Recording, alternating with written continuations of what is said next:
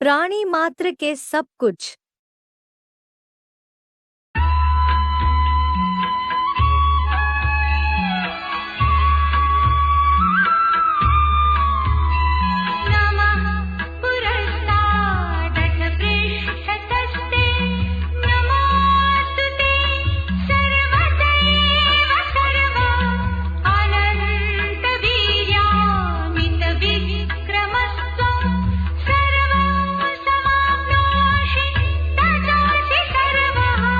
ते पुरस्तात् अतपृष्ठता नमः। आपको सन्मुख और पीछे से नमस्कार। सर्व सर्वत ते एव नमः अस्तु। हे प्राणी मात्र के सब कुछ, आपको ही नमस्कार हो। अनंत वीर्य त्वम अमित विक्रमा। हे अनंत वीर्य, आप अत्यंत पराक्रमी हो।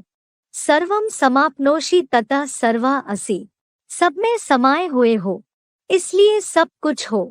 ते पुरस्तात् अतपृष्ठता नमः। सर्व सर्वत ते एव नमः अस्तु। अनंत वीर्य त्वम अमित विक्रमा। सर्वम समाप्नोषि ततः सर्वा असि। भावार्थ, आपको सच्चाई से सन्मुख और पीछे से नमस्कार। ये मात्र दिखावटी सम्मान नहीं है।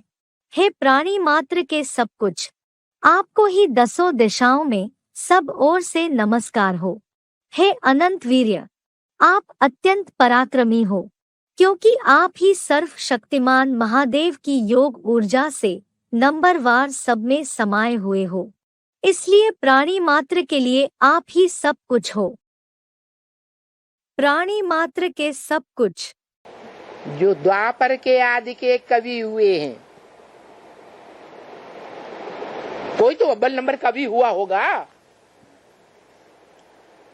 उसने ये कल्पना की है क्या, जिसके लिए गायन है, प्रैक्टिकल में भी करते हैं, भक्ति मार्ग में। त्वमेव माता, तू ही एक मेरी माता। त्वमेव पिता, तू ही मेरी माता, तू ही एक मेरा पिता। और फिर बोल दिया त्वमेव सर्वम मम देव देव। तुम मेरे सब कुछ हो, माने मेरे सारे संबंध तुम्हारे साथ हैं। प्राणी मात्र के सब कुछ। कहा तो जाता है त्रिमूर्ति शिव, शिव की 3 मूर्तियां हैं, लेकिन तीनों मूर्तियों में से भगवान के रूप में कौन सी मूर्ति प्रसिद्ध होती है? एक शंकर की मूर्ति, महादेव की मूर्ति। और बनते हैं मनुष्य से देवता, नर से नारायण जैसे बनते हैं, लेकिन वह देवता नहीं, क्या बनता है? महादेव। देवताओं में महान पार्टधारी, उस महान पार्टधारी में मैं मुकर्रर रूप से प्रवेश करके उसके द्वारा जो भी मनुष्य आत्माएं हैं, जो भी मेरे बच्चे हैं, उनसे मैं सर्व संबंधों से आकर के मिलता हूँ। इसलिए भक्ति मार्ग में कहते हैं तुमेव माता च पिता तुमेव बंधु च सखा तुमेव सर्वम मम देव देव। हर प्रकार के संबंध परमात्मा बाप आकर के जोड़ते हैं बच्चों के साथ। ये भी कहते हैं जिस संबंध की अनुभूति में कमी रह जाएगी, मेरे से वो संबंध नहीं निभा सकेंगे, उसके लिए जन्म जन्मांतर परेशान होते रहेंगे, दुखी होते रहेंगे, तरसते रहेंगे। अनंत वीर्य, अत्यंत पराक्रमी। बाप इस सृष्टि पर प्रैक्टिकल में है क्या? सिखाने वाला, राजयोग की पढ़ाई पढ़ाने वाला, जो उस दुनिया के मनुष्यों के बीच में जरूर जास्ती से जास्ती परसेंटेज में कर्मेंद्रियों को कैसा करने वाला, कंट्रोल में करने वाला पार्ट है क्या? एक होते हैं हद के गृहस्थी, और बाप कैसा गृहस्थी है? बेहद का गृहस्थी है। बेहद का गृहस्थी होते हुए भी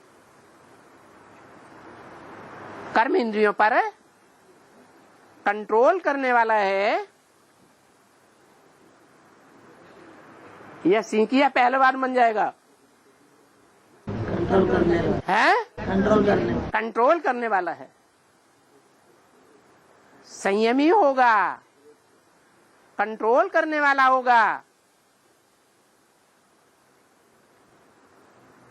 तो रिजल्ट क्या होगा? वीर्यवान कहा जाता है। उसे प्रतापी कहते हैं या नहीं कहते हैं? कहते हैं। प्रतापी वही हो सकता है जो पुरुषार्थ करने में प्रबल हो।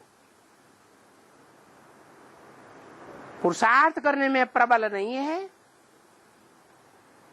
तो क्या होगा? मन भी चंचल बनेगा और तन की इंद्रियां भी चंचल होती जाएंगी, नीचे गिराती जाएंगी। अनंत वीर्य, अत्यंत पराक्रमी। जैसा बाप वैसा बच्चे। बाप कल्याणकारी तो हम बच्चे भी कल्याणकारी। बाप साकार मुकर्रर रथ में आकर के राख बनता है तो हम बच्चे भी राख बन जाते हैं। और ऐसे राख बनने वाले बच्चे नई दुनिया तैयार करते हैं। उन बच्चों की ये शिफ्ट बताई। क्या शिफ्ट बचाई? कि संगम युग में भी वो चढ़ती कला वाले हैं और सतयुग से लेकर के कलयुग के अंत तक भी जो पार्ट बजाते हैं, उन पार्ट बजाने वाली आत्माओं में वो उनके मुकाबले ऊंची स्टेज वाले ही रहेंगे या नीची स्टेज वाले रहेंगे? हैं? मान लो कलयुग के मध्य में आकर के महाराणा प्रताप हुआ, थोड़ी सी सेना, हजारों की तादाद में, और अकबर की सेना लाखों की तादाद में। कौन भाग खड़ा होता है? अकबर की सेना भाग खड़ी होती है, अकबर भाग खड़ा होता है। तो देखो ज्यादा पावरफुल कौन हुआ? तुम बच्चे अंतिम जन्म तक भी ज्यादा से ज्यादा इस सृष्टि का सुख भोगने वाले बच्चों में से हो। यहां तक बताया मुरलियों में कि कोई बच्चे तो 82-83 जन्म तक भी सुख में रहते हैं। चलो कोई बच्चों की बात छोड़ दो। सामान्य रूप से क्या बताया? सामान्य रूप से भी बताया कि तुम बच्चे श्रेष्ठ सुख भोगने वालों में जो सामान्य कैटेगरी है, जिनकी तादाद ज्यादा होती है, वो दुनिया का 3/4 सुख भोगते हैं, और धर्म वाले आधा सुख और आधा दुख भोगते हैं। तो ज्यादा फायदे में कौन रहे? ज्यादा फायदे में वो बच्चे रहे जो अपने ही परवाह न करके अपने तन की, मन की, धन की, समय, संपर्क, अपनी हड्डियों की भी परवाह न करके हड्डी ईश्वरीय सेवा में क्या बना देते हैं? राख बना देते हैं। ऐसे बच्चे मेरी रूहानी मिलिट्री बनते हैं। कैसी मिलिट्री? रूहानी मिलिट्री। द्वापर कलयुग में भी ऐसी रूहानी मिलिट्री पार्ट बजाती रहती है। और इस रूहानी मिलिट्री का मार्शल किसको बताया है? शंकर को। यहाँ शूटिंग पीरियड में रूहानी मिलिट्री का मार्शल शंकर तो जहां युद्ध होते हैं हिंसक, उन हिंसक युद्धों में उन जिस्मानी मिलिट्री का जो रूहानी मिलिट्री वाले होते हैं वो आत्माएं वहां होंगी कि नहीं होंगी? होंगी। वहां भी उनका मार्शल कौन होगा? होगा या नहीं होगा? होगा। तो जो मार्शल होगा वो अनेक जन्मों में ऐसा पार्ट बजाता है जहां हिंसक युद्ध होते हैं द्वापर कलयुग में, कि उस मिलिट्री को कोई जीत नहीं सकता। इसलिए शास्त्र में गायन है एक रूप का, और वो प्रवृत्ति मार्ग का रूप है कि उसको दुनिया में जितने भी युद्ध उसके साथ हुए उन युद्धों में सदैव उसकी जीत ही हुई है, कभी भी हार नहीं हुई। कौन है वो प्रवृत्ति मार्ग का पक्का युगल? है लक्ष्मी नारायण।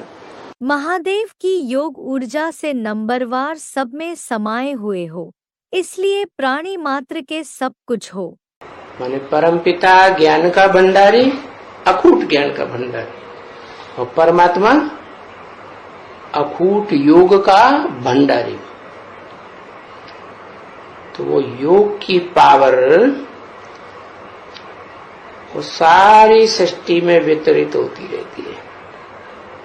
हर प्राणी मात्र जैसे एक इंस्ट्रूमेंट हो गया, जड़ 5 तत्वों का पुतला, और उसमें परम पिता का करंट तो है लेकिन परम पिता तो नहीं है। तो किसका करंट चालू रहता है? परमात्मा का करंट चालू रहता है। तो लोगों ने समझ लिया परमात्मा सर्वव्यापी है। अरे परमात्मा सर्वव्यापी थोड़े ही है, परमात्मा चैतन्य है या जड़ है? चैतन्य है, आत्मा ही चैतन्य है। तो अगर सर्वव्यापी है तो मुर्दा हो जाए तो इसमें भी व्यापी होना चाहिए। पहले तो हलन चलन करता था, आंखों में रोशनी थी, फिर बाद में तो न हलन चलन करता है न रोशनी है आंखों में। तो व्यापी कहे नहीं, उसमें जो ऊर्जा व्यापी थी वो ऊर्जा क्या हुई? चली गई, अपना सारा तंत्र समेट के चली गई। अब प्राणी तो ढेर हैं, क्या योनियां ही 84 लाख हैं, तो प्राणी तो पता नहीं कितने होंगे।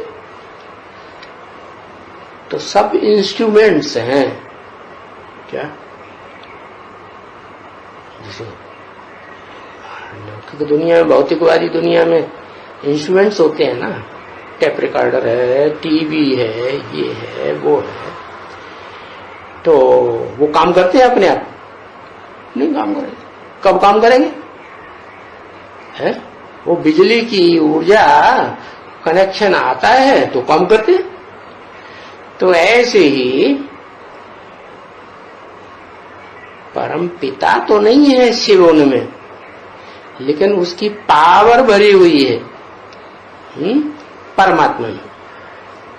नंबरवार जो जैसी आत्माएं हैं पुरुषार्थ करने वाली,